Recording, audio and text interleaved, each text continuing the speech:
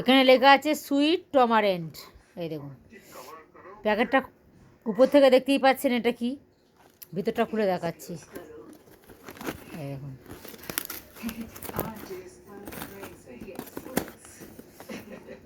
পাকা তেঁতুল, কিন্তু এই তেঁতুলগুলো মানে হবে না, টক হবে না, মিষ্টি তেঁতুল। এই দেখুন,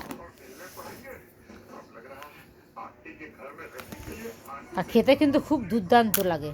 এই দেখুন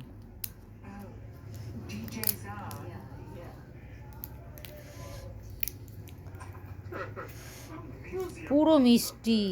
উফ, এই দেখুন